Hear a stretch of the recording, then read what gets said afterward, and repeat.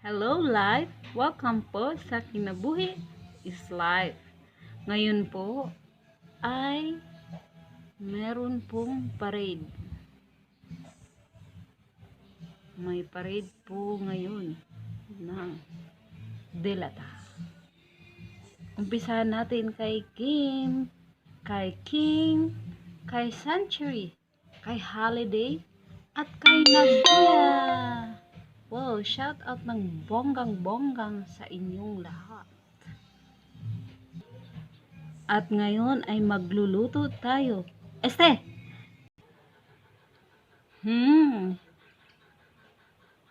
Hindi po tayo magluluto. Anong gagawin natin sa kanila? Itatanim natin sila. Payag ba kayo? Itatanim natin sila? Kasi sabi nila, magtanom ta og tinapa og udong. Narinig nyo na ba yun, mga Bisaya?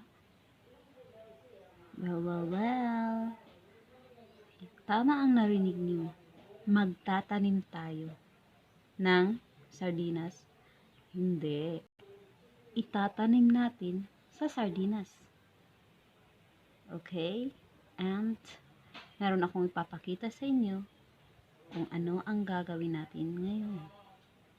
Sharon, yan po ay case ng drinks. Bag. Yan naman po ay ice cream. Empty ice cream ang pinagtamnan. Ito ay sirang rice cooker. Ito naman ay sa lata ng pintura. At ito naman ay sa orange juice with flour. At yan naman ay sa gatas.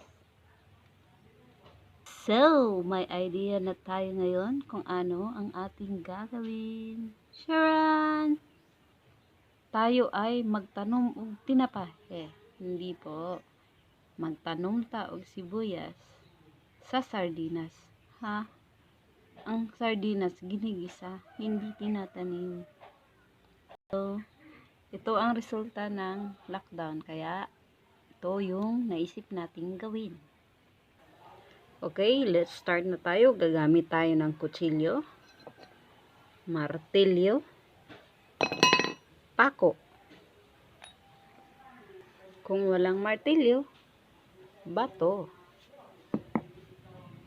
Okay, sige. At unahin natin si Holiday. So, ganyan lang. Linisin lang natin ito.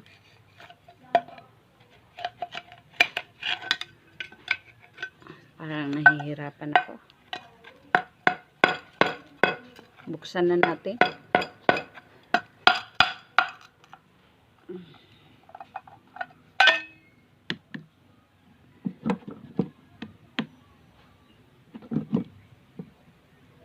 Ayan. Kasi uumpisahan na natin ang pagluluto. Pagtatanim. Kaya bubuksan na natin. Tanggalin lang po natin yan. Yan. Oops.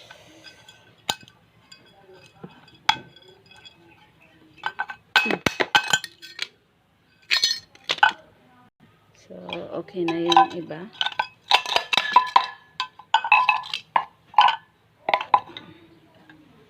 Okay na. Tapos, ang gagawin natin ay yung pako. Bubatasan natin dyan. Dali lang. Kung wala kayong pako, gamitin yung kutsilyo. Butasan nyo lang. Malaki. Maliitan lang. Dito, dito. Sira kasi yung kutsilyo ko. Kaya malaki yung butas. Dapat maliit lang. Marami ng butas. Ito na. Pero mas maganda yung pako kasi liliit lang yung butas. Meron naman akong hammer.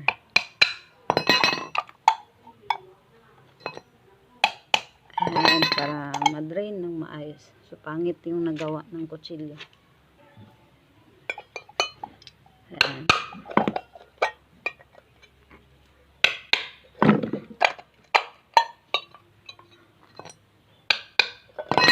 So, huwag nyo lang isagad para meron na siyang butas para makakapag-drain.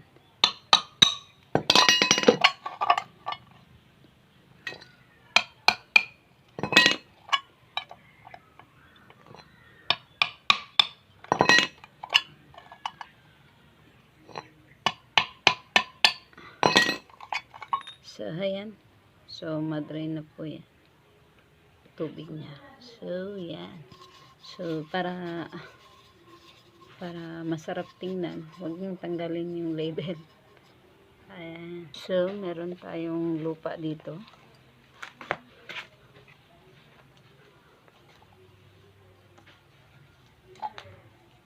Ang lupa po natin ay mix po ito ng ipa ng palay. So, paghalo-haluin lang po natin ang ingredients.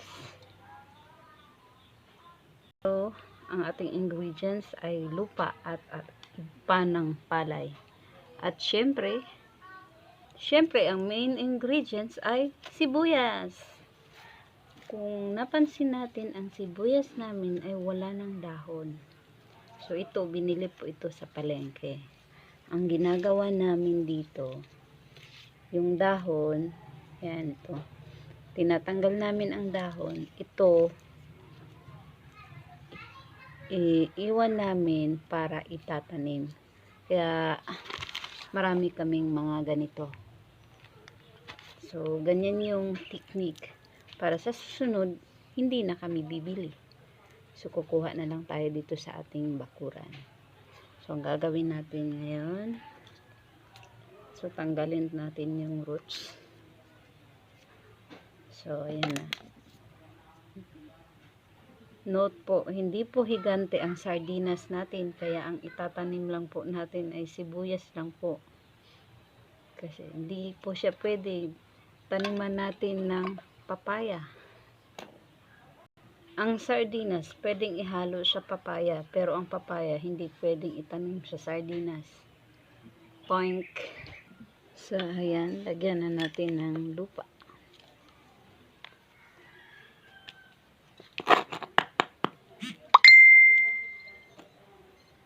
So, hanggang dyan lang, para ilagay natin yung sibuyas. So, yan, ilagay natin yung sibuyas. So, pag lumaki na yan, so, tanggalin lang po natin. Pwede po natin i-recycle hanggang sa pwede pa pong magamit hanggang di pa siya masisira. So, bunutin lang po natin yan.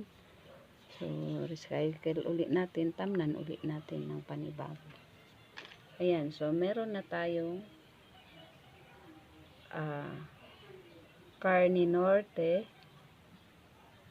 sibuyas and carne norte. So, gusto nyo pa iba ng flavor. Sige, gawa tayo ng iba.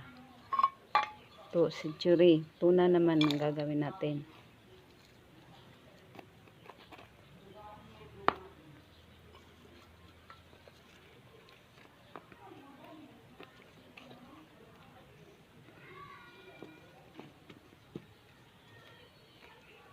Masarap din yung tuna sa sibuyas sa tuna. At syempre, yung sardinas, masarap talaga paglagyan ng sibuyas. Ayan. So, ganyan lang. So, itong king cup.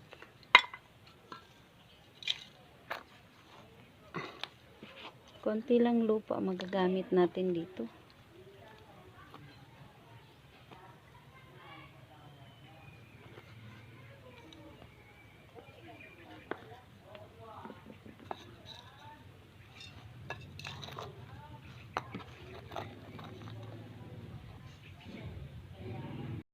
Medyo mahaba-haba din yung lockdown.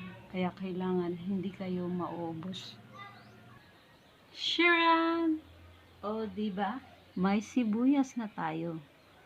So, kung nag-enjoy ka sa panunood at kung wala kang magagawa, gawin mo na ang ganito. Sigurado ako marami kayong lata ng sardinas dyan.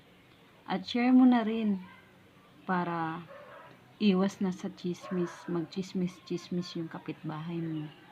Share mo na lang para magtanim din sila. At saka, hindi sila manghingi ng manghingi. Kasi mauubusan ka din. Pero hindi masama ang magbigay dahil ang paggawa ng mabuti ay hindi magbubunga ng masama. Don't forget to share kung enjoy ka sa video na ito. At don't forget to subscribe our channel, Kinabuhi is Life. Thank you. Goodbye and God bless.